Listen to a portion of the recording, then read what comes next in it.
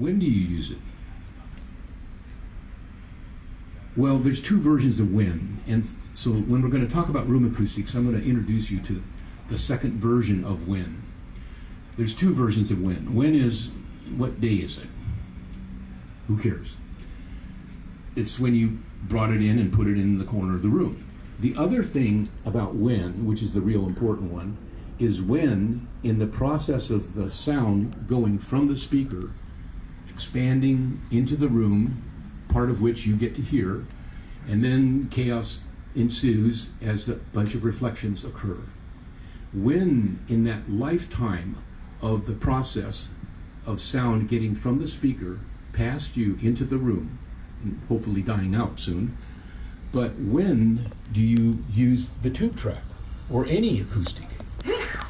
And so the subject of when is, that's the when we're going to talk about.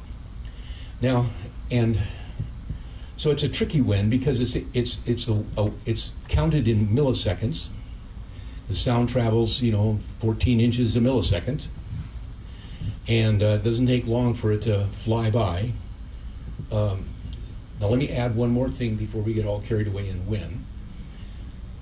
Most of you probably know, but one of the things that happen, the human listening condition, is that we have a sound fusion window. We have a sound reaction time. If we hear a speaker, we hear a sound, and if we hear a reflection, if the reflection arrives, it has to sound like the direct signal, and if the reflection arrives within a 30th of a second, which is 30 times 14 inches of extra travel, our brain fuses those two signals together into one. And if there was two reflections, it glues two reflections into the direct. And we don't notice it. We are barely sensitive to such a concept. In recording studios, those guys are also golden ears, and they're more aware of the early reflection, the sounds of the early reflection. And generally, the recording engineers like to kill early reflections. And generally, audiophiles like to kill early reflections. And so the only good early reflection is a dead one. Which is, that's how we all behave, it seems, but is it really true? So we'll talk about that too. So one of the first events that we do in hi-fi is we soften. Oftentimes we can do it with diffusion. We just spread it out, as long as it's not too loud. And so we either kill it or quiet it down.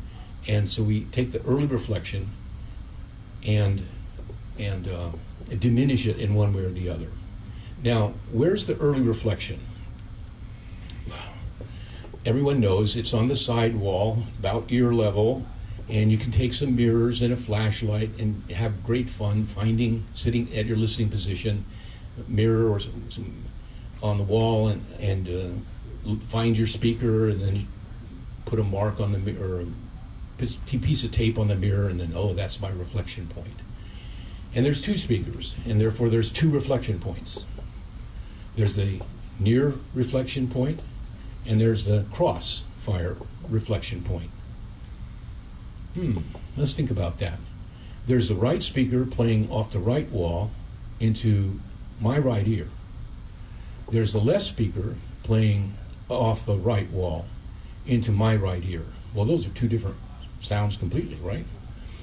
So we had a dealer in Japan a long time ago, and people would walk in off the street, very noisy street. And Gary Douglas was the dealer, fantastic guy. And I always told him how to demo the tube traps, which is put them in the corner, take them out of the corner, or listen to the honk of the room, the reverb of the room die down or not die down. Gary came to a show, and he says, "Art, I got to confess something to you." I said, "Oh, fire away, what?" He says, "I don't follow your formula at all, but I'm one of your top salesmen." Well, of course, I know that. And so now I'm all ears, like, well, what are we talking about here?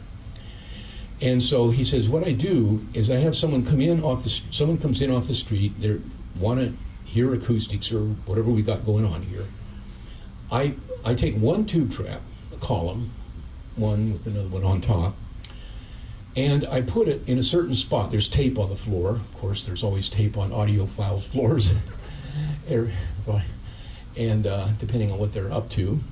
And anyway, there's tape on the floor. He puts, say, sit here, and the speakers are right there, and he puts the one tube in one spot.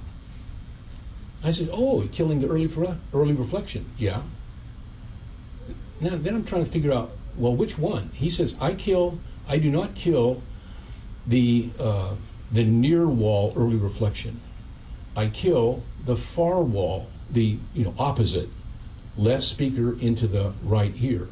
He says, that one demo with people who don't speak English, who are mad about listening, that one demo, all of a sudden, the sound stage, which was foggy and not very detailed, it just brightens up, it becomes crystal clear. Because we took the left speaker and we left it talking to the left ear, and we quit shouting into the right ear the same story, which confuses the sound stage, because the sound stage is based on left speaker, left ear, right speaker, right ear. I said, Gary, you're a genius. Well, that's another example of me not knowing what's going on, but the customer knows what's going on and loves to share the story. So after all these years, I'm full of stories, still didn't know that much. Well, slowly I figured out what was going on. But the stories came from the customers, always the customers. And so anything I'm talking about, I could tell you the name of the person that introduced us to it, okay? Would you draw that? I'd love to. So, excuse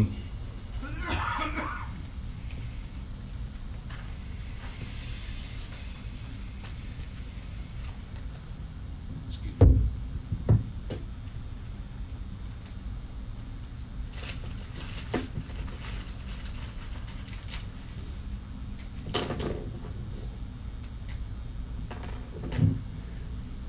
Okay, so left speaker, right speaker, wall, listening position, left speaker, right ear.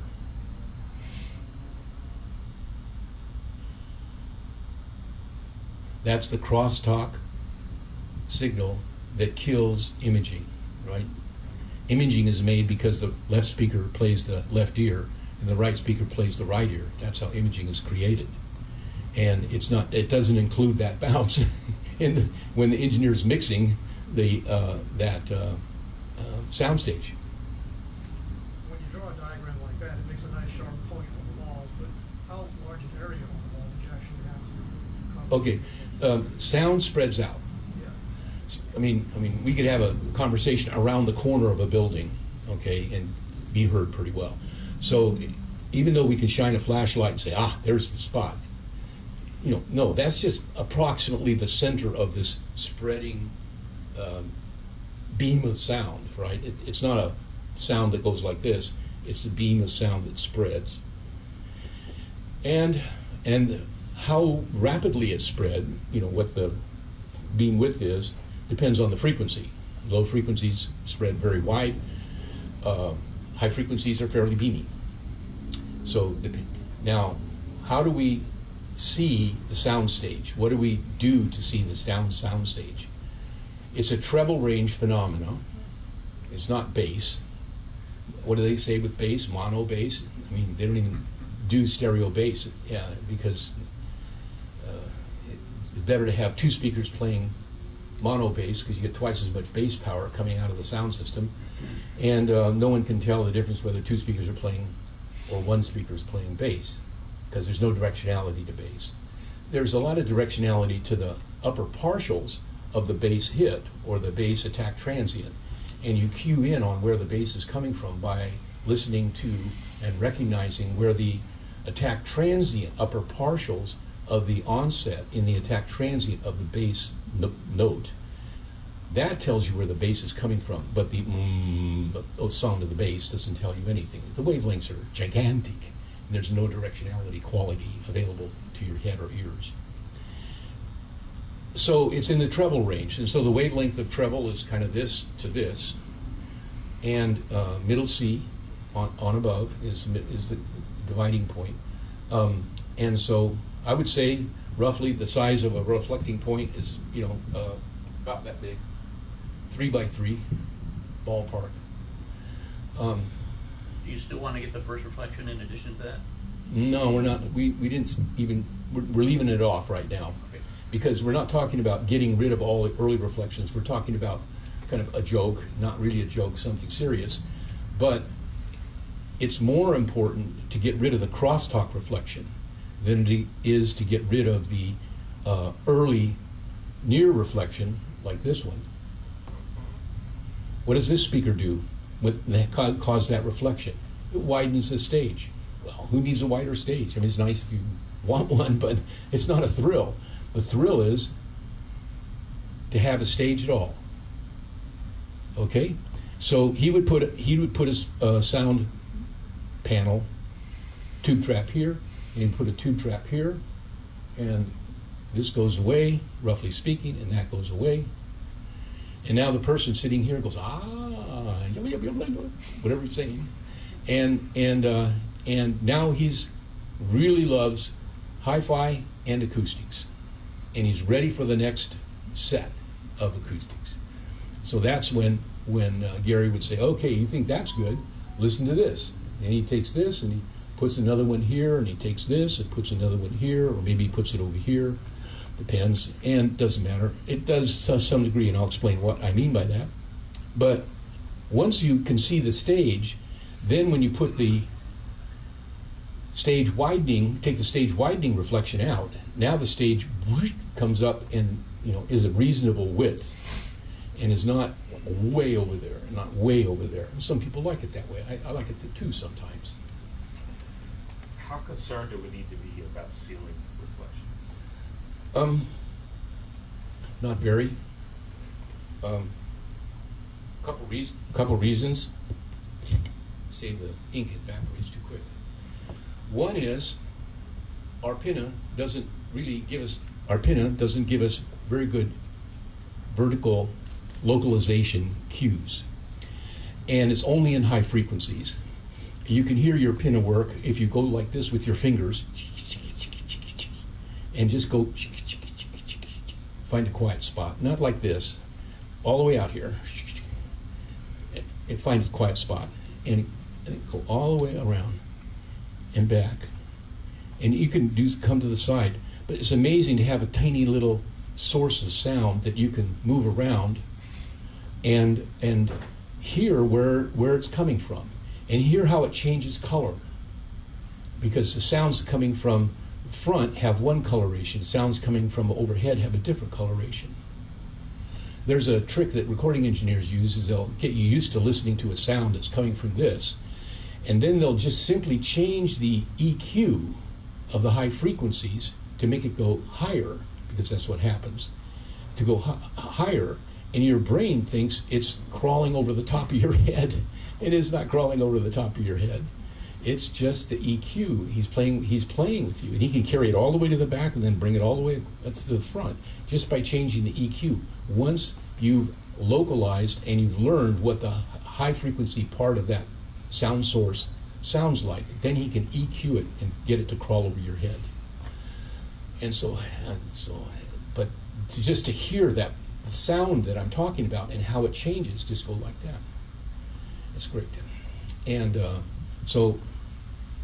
okay, so now we're done, I think, talking about this a little bit, except Pocket, right pocket. Pants pocket. there we go. Thank you. So, quick question. Would you still use your mirror and flashlight method to find that crosstalk point? Yeah. So let me tell you another story. It's all about the same thing. Let's forget left channel here for a while and just focus on the right. So here's the right speaker, and I'll take this away for now, Okay, that's the path, and that's the stage widening path, right? Makes the stage wider. This is the other one. The other one comes in a little steeper because it's coming from a farther away and comes in like that. So, if you have a limited budget, and some of us do, then, and you want to do this, put one trap right here. Two for the price of one. You just lowered your sales by half. Yeah, right. Well, sometimes, you know, it's not about money. So It's about fun. On the secondary one, would you put the trap against the wall with the front facing the lead speaker? Okay, let's talk about that. Number one, it's not on the wall. You know, by the time you trace, this is 8 feet apart, and this is 9 feet back, or whatever it's going to be. That trap, by the time you figure out where it is, you know, this far away from the wall. It's like going to run into it. It's not a great place to put anything. It's like putting a lamp out in the middle of the floor. At any rate, but that's the spot. And it's a couple feet out. 2 feet. Okay, let's talk about the second part of what the question is that you're asking. This one here, the reflector just is facing that wall reflection. The reflector is facing this wall reflection point that comes off that speaker. And so the left signal going to the right ear is wiped out. It's blocked. The right speaker going to the right ear is diffused and spread in very different directions. It becomes weak because it's spread out, and it's redistributed throughout the front of the room, which we want a little brightness in the front of the room. Like it, sounds good. And so you're actually using that right speaker into the right ear, which would have widened the sound stage. You're using it to brighten the sound stage and not widen anything. And you're using that crisscross position of the two paths. Just give it a try one time. You can't believe you can hear all the little details like this. Art, outside of your little microphone chat on your own product, is it marked? Yeah.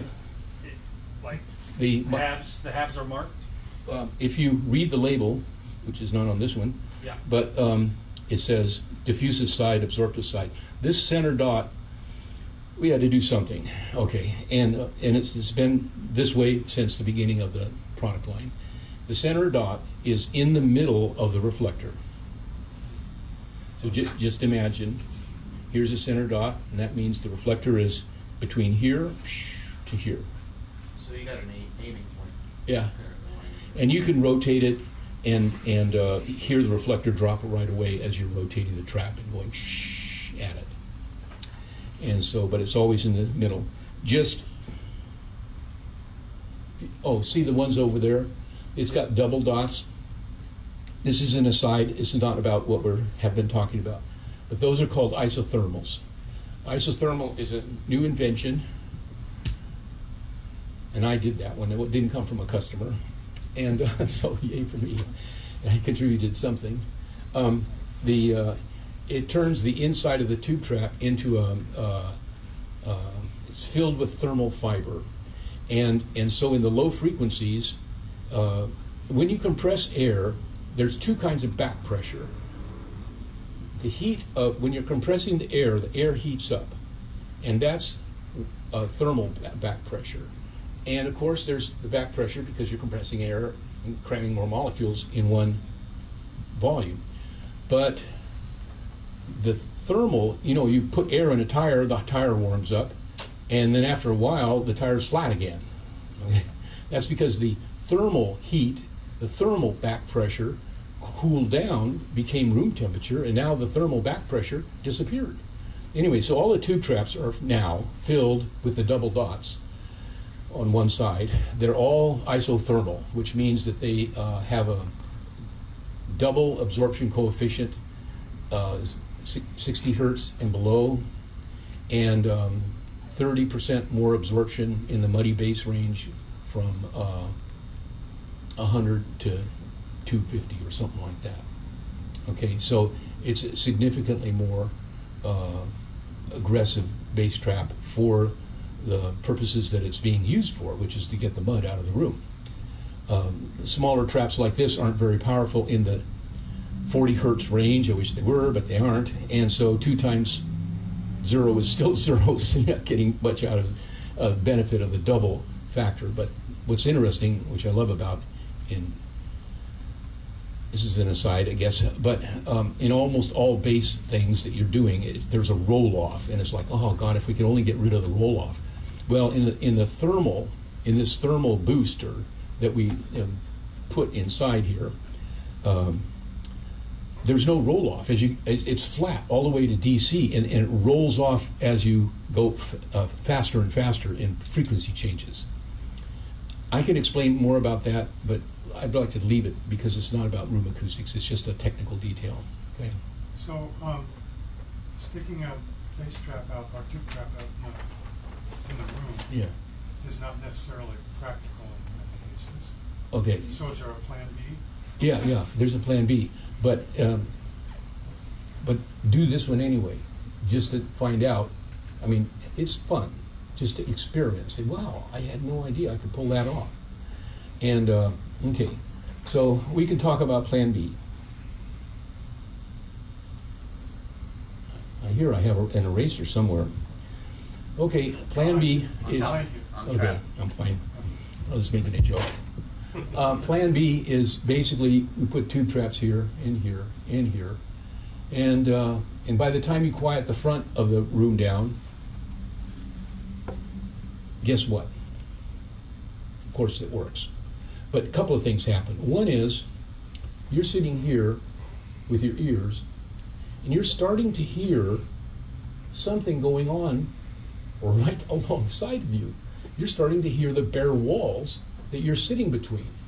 Well, you didn't hear them before, but now you do. And so in order to have a comfortable sitting listening position, we end up putting a trap here and a trap here. And it has nothing to do with room acoustics or dialing anything in. It has to do with the comfort of the listening position, because no one wants to listen to the bare walls of a room, which are exposed as you come down the side walls with your traps to kill the early reflections. Okay? What does that sound like? What is it? It's like you How do you describe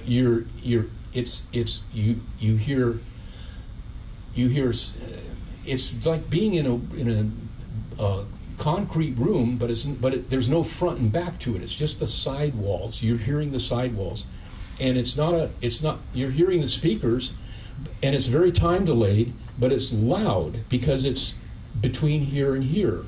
And at any rate, it's an uncomfortable. It's just a distasteful feeling of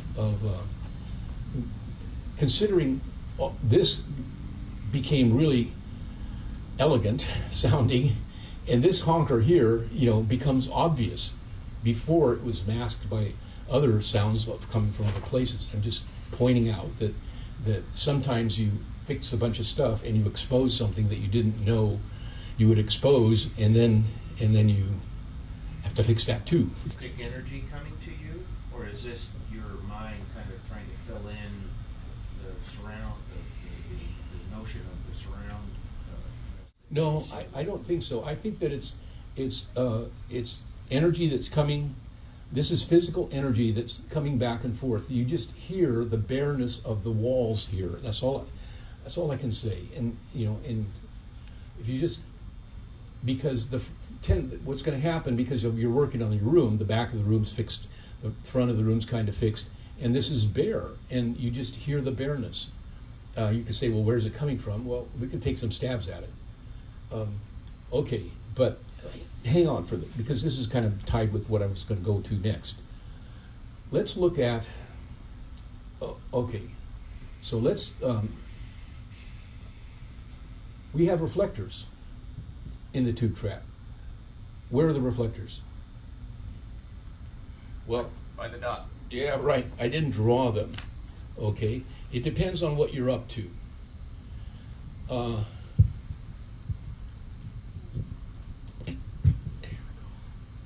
Okay, let's put reflectors in.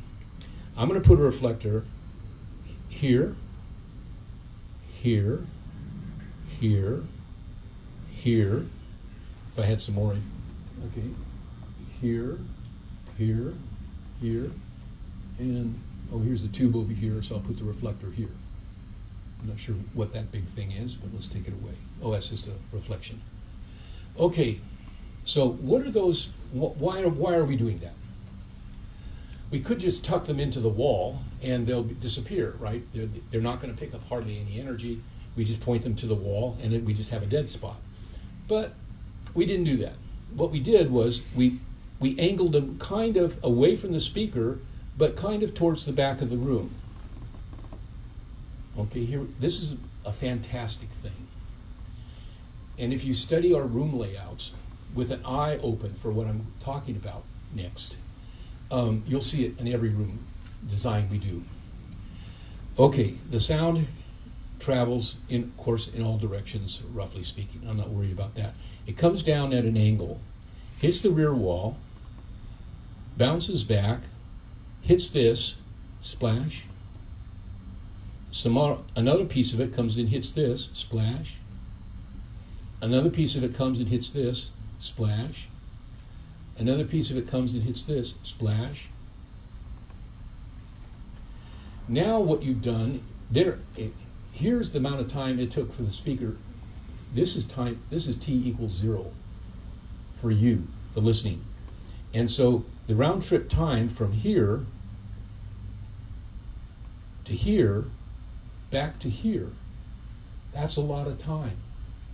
That's a lot of 14-inch little steps. Okay? This becomes your spaciousness signal. You like a room to sound spaciousness? You want the sound stage of the sound stage to be in a spacious hall? Now we're recarving our room using time-delayed lateral diffusion, left lateral diffusion, right lateral diffusion, blink, blink, blink, blink, blink. And that equals spaciousness. It's the definition of spaciousness in the Barrow chart of how loud and what's the time delay and what does it mean to you. It's it gives you a spaciousness signal. Peter Moncrief, International Audio Review, was the first person to review tube traps when we were distributed by Monster Cable long ago. And they were called CP1s. And everyone said, well, CP. And somebody said, yeah, cat pole. So, but the cats hate it. They don't go anywhere close to a tube trap. So I have no idea what CP1, but that was Noel Lee's idea because he was trying to fill the gap between the equipment that's producing signal and where the signal's arriving. And so he did a lot of cable things interconnects, and then the room is the last interconnect in his mind. He's a genius. And so he found the tube traps very quickly in one show, signed us over. I signed the contract with the devil. Oh, he was great. And but left the show. He kept the tubes and all the contracts, and we had a good relationship for a period of time. But not to go into that at all. It would have lasted forever had I not chickened out. Anyway, Peter Moncrief did a review. It took him a year, and he was scoffed at by the industry. They were. We still have time, because he would say, "Yeah, I rotate the tube about a quarter of an inch, and I can hear it turn on and turn off." Okay, and this is like, I don't know, 85 probably.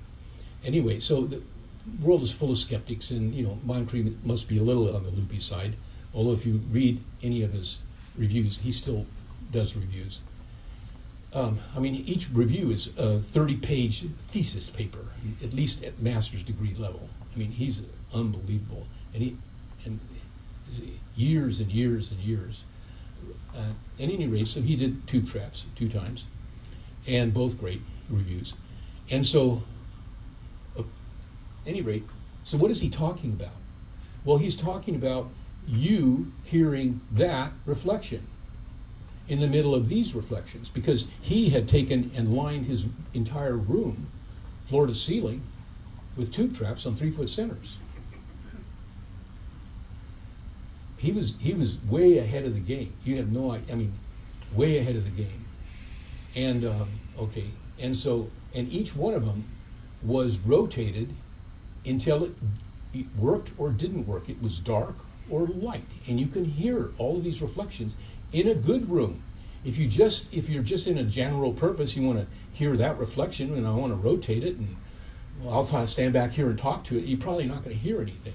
But by the time your room is loaded, like okay, up, you can hear it. At any rate, so he's hearing this. I've measured this.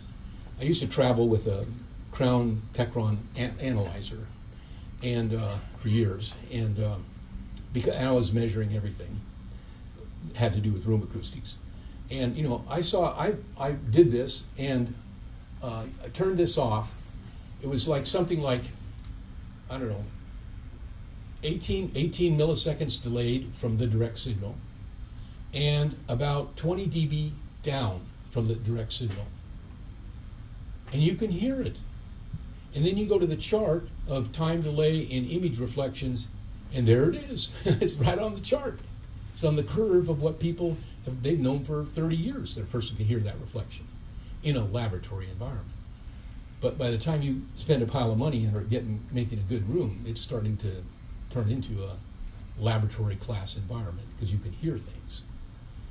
At any rate, so back to these reflections. So now we've taken the wall reflections and we've turned them into time-delayed spaciousness kickers, bouncing off of a certain spot on the rear wall. That certain spot happens to be, here's the big bass trap in the corner, and here's the big bass trap in the corner, and that bass trap better not be in the way of that reflecting wind panel here. It's about a 2-foot wide zone that will kick those higher frequencies up into the back side of those traps. Okay, so that's how the spaciousness signal comes from. And it's a beautiful sound. You can't believe it until you hear it. And it's not subtle. And you can get spaciousness out of a couple of traps. You can get spaciousness out of more. Okay. When we design a room, this is always, the door goes here or here. You'll take a look at all of our room designs, and the door mainly goes the two big bass trap in the corner, then there's a door, then there's a pile of stuff on the center, because we still have to kill and deal with the rear wall bounce, because that's a bitch. Phase add, cancel, and it got a lot of money to get rid of that thing too. So the height of these Yep.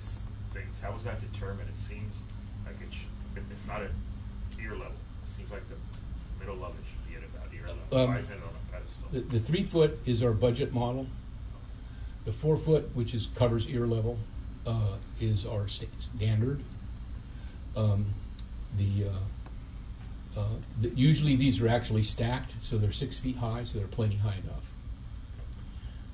If you could put it on a pedestal, right?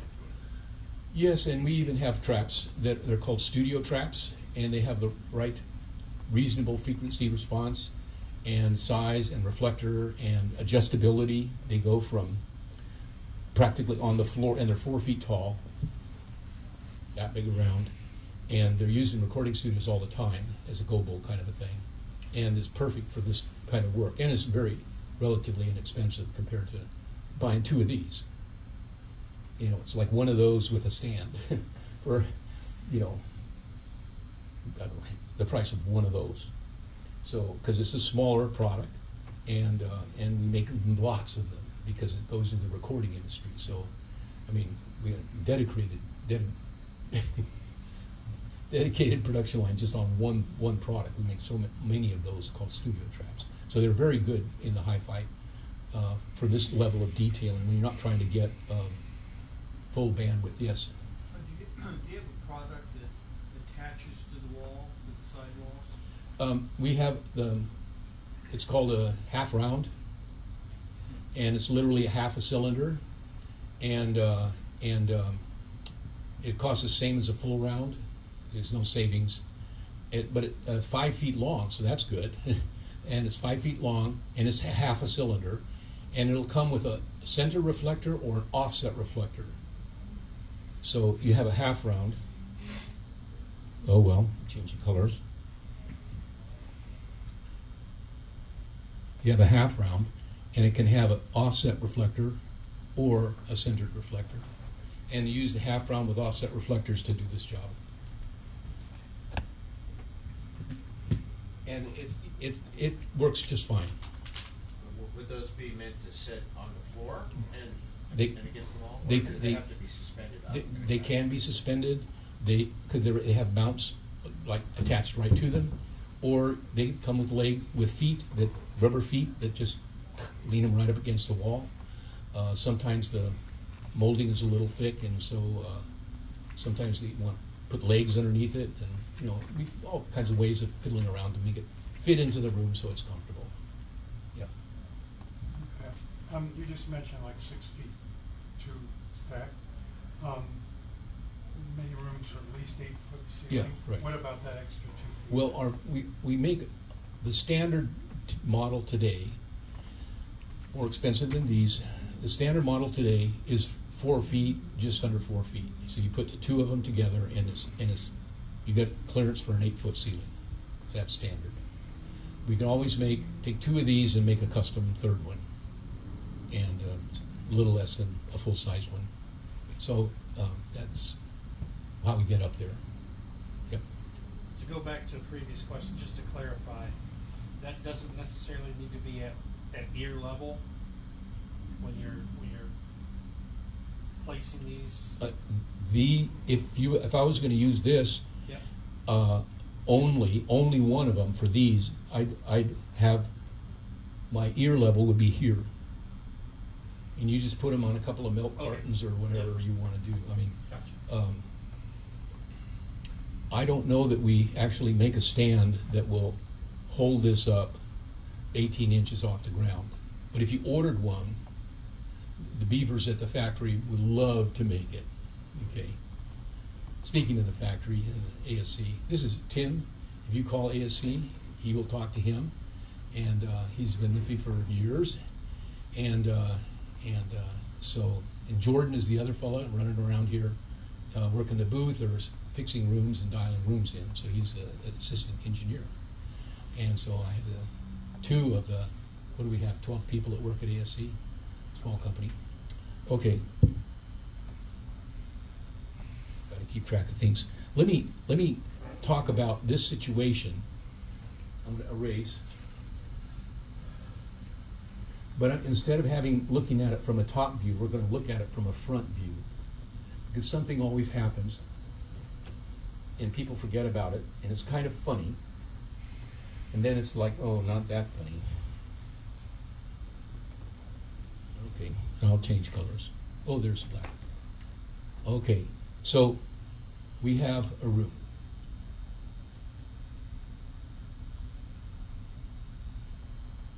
We have some acoustic gobbledygook and some more acoustic gobbledygook.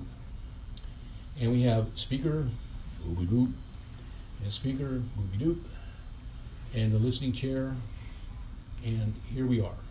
And that's pretty good. Okay, except for one thing. And we've, gotten some panels there. This speaker also comes up a hit and comes down and hits the head.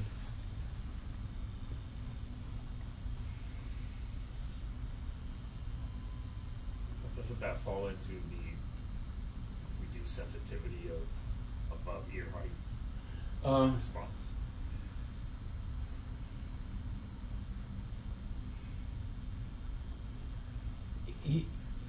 Yes, but when I'm going like this, we're going, you know, it's very high frequency, okay? This is fairly full bandwidth.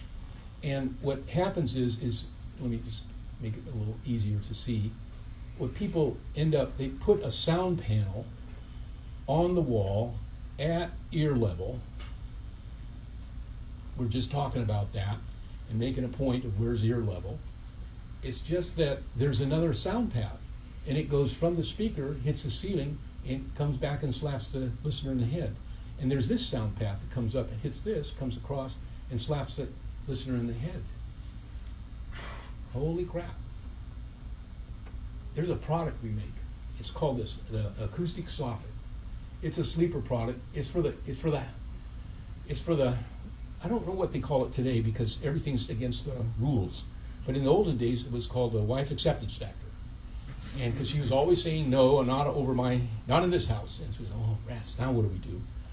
And so we were always trying to develop products that kind of would fit into a person's house. And so one of the cool ones was an AcousticSoffit. The AcousticSoffit goes like that. And yeah, are you saying, are you talking what I'm talking about? Thinking you're talking about? Yeah. The AcousticSoffit goes there, and it goes all the way around the room. And I can do a little sales job on the AcousticSoffit, but I'll skip that. But it's a powerful one shot. You know, it's this one shot. In other words, this takes care of, addresses all of the issues that are going on in the listening room in one thing that looks like an architectural feature put into a room. It's a scary product. It's so powerful. But it's a L-shaped sound panel that has an air cavity inside, and it's all very fancily built, and they all clip together and go around the room.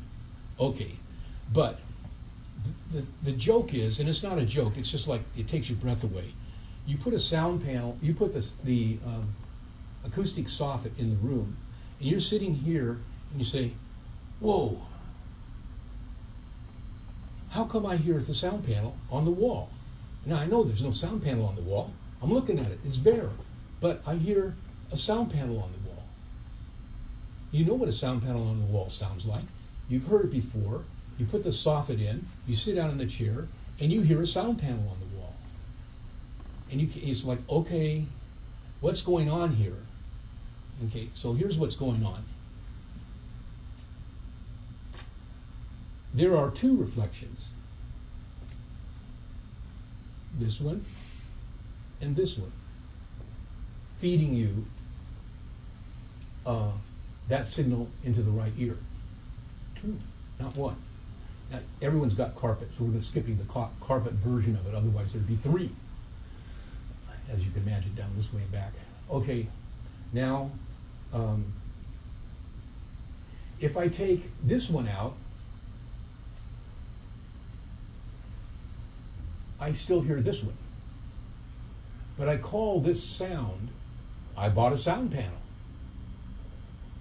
I put it on where I'm supposed to put it. I put it with a flashlight where I'm supposed to put it. And that's a sound panel upgrade. And you know what that sounds like. This thing goes away. When you don't put a sound panel in and you put the soffit in, this path goes away and this one stays. In both cases, you're getting a sidewall reflection. It's either direct sidewall reflection that went away and you get the upper corner version of that reflection, or you take the upper corner away and you're getting the sidewall reflection. In both cases, one of the two reflections go away.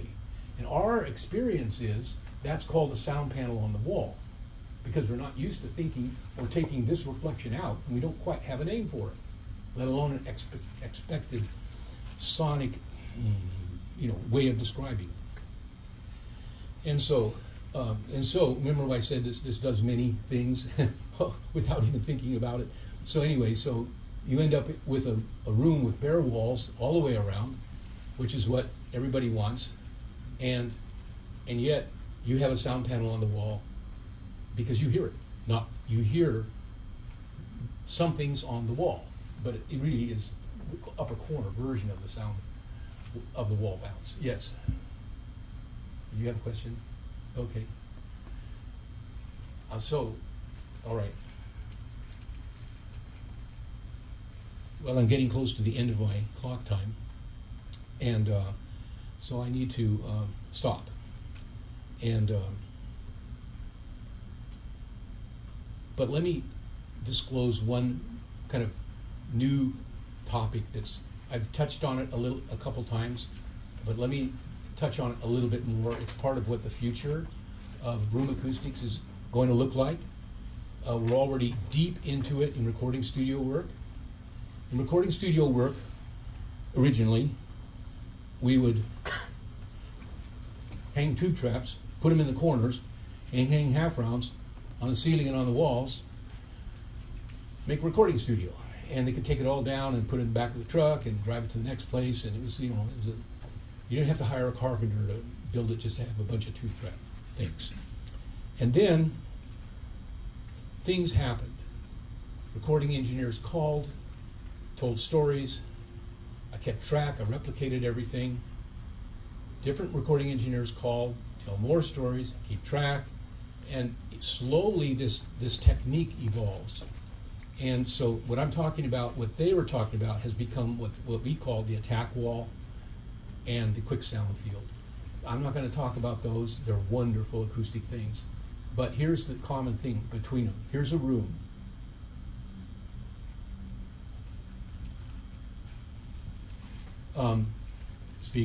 Speaker, listening position. Okay, I've got a bounce. I don't want to hear that. So I'm going to put a tube in the way of that. I'm going to put a tube right here. So, this beam, this shadow, bright sound out here, bright sound out here, but the shadow is cast over the listening position. The sonic shadow of this sound absorbing object near the speaker is cast over the listening position.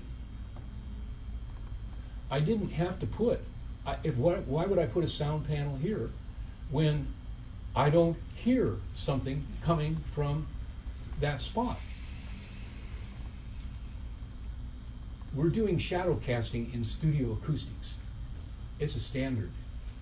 We do shadow casting in hi-fi acoustics when we're in trouble. It's so out of the standard, but it works. The concept of shadow casting. And so you say, well, okay, I don't know what that is, but it sounds good. Well, for example,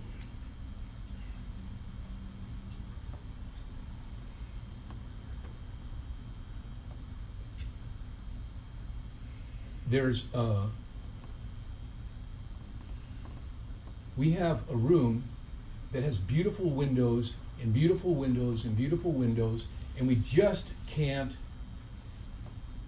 touch that. Okay, that's just the end of and the hi-fi system is fantastic and all the gear is great and it sounds like awful. Okay, we take the speaker. You say, well, I hear you, Art. Okay, yeah, but you don't own that system in that house. And we take this speaker. Now we built a little shell around each one, kind of igloo-ish like. And now the wavefront comes out this way, across, and the wavefront comes out this way and across, but it's kind of beaming out, and it's not going this way, this way, this way, this way, or this way, or this way. We didn't have to put any acoustics anywhere and ruin that extremely expensive view of New York City. Okay, we're not talking about. Okay, but that's the shadow casting technique taken to the extreme. So it's and I'll stop with that.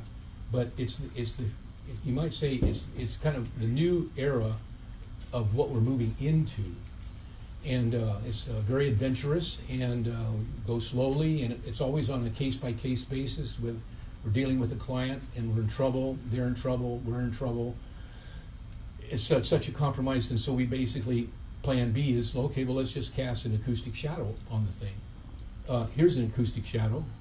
Take a speaker like this and just put a studio trap there and there, there and there, and all this expansion of sound backwards and sideways disappears. And yeah, you know, you're getting close to the speaker. You're not infringing on the baffle board, so you're not screwing with the hi-fi dispersion off the front of the speaker. And you can adjust these so you can leave the tweeter still standing high above the studio traps and broadcasting to the whole room if it's that type of speaker. But we're basically casting shadows in areas where we really don't want to install wall-mounted acoustics. We don't want to put acoustics.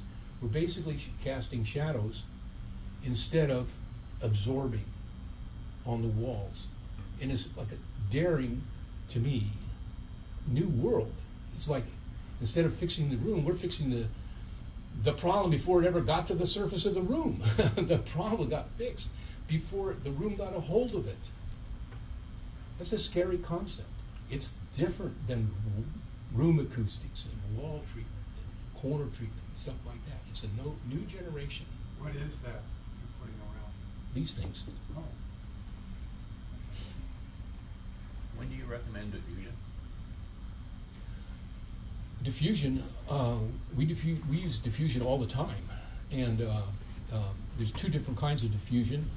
I'm probably going to out of time here, but here's a trap and here's a trap, and here's a wall, and we can put diffusion. Here's a diffusing panel, and here's a diffusing panel. So these are specular diffusion and work in the higher frequency ranges in the treble. But you have a wavefront that's coming in like this, and part of that wavefront gets to this wall. It's absorbed here, but because it's a lower frequency, but the part that gets to the wall reflects off the wall like this. And it comes off the wall acting as if it's a line source. That's diffractive diffusion. No one even talks about diffractive diffusion. And we've been doing diffractive diffusion since the beginning of time. But we use the edge effect, diffractive diffusion, all the time. And so the spacing of these things, so that we have specular diffusion because of the reflections, but the wall behind the trap and the angle of sound coming into it produces diffractive diffusion, sound bending into open spaces. And it's constant. It's woven through our work so much you don't even know about it, and we don't talk about it because it kind of comes for free. You just have to know what to put where, and you're not selling anything.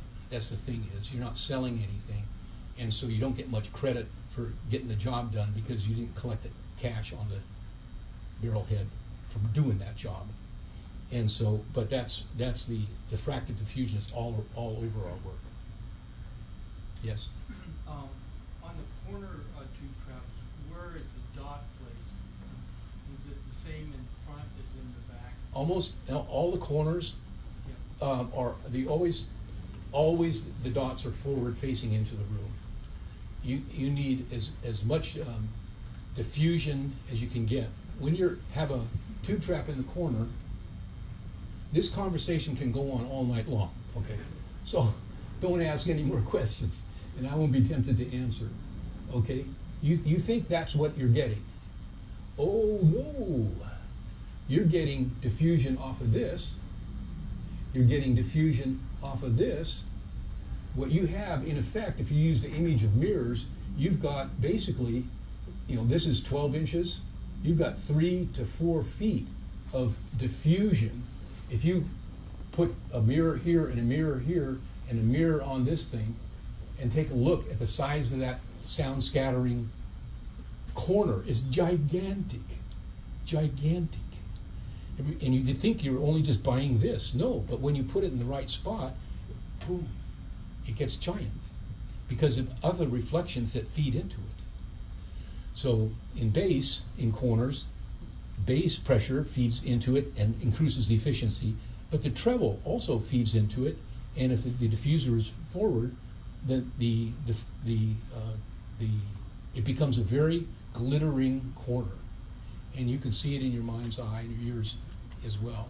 It's not obnoxiously glittering, and you can always pull it forward a little bit, push it back a little bit, change the intensity of the backscatter, but you're illuminating the both side walls and the center. There's so many things to the setting up of listening rooms, and we only had an hour, so I think my time's up, and thank you for having me.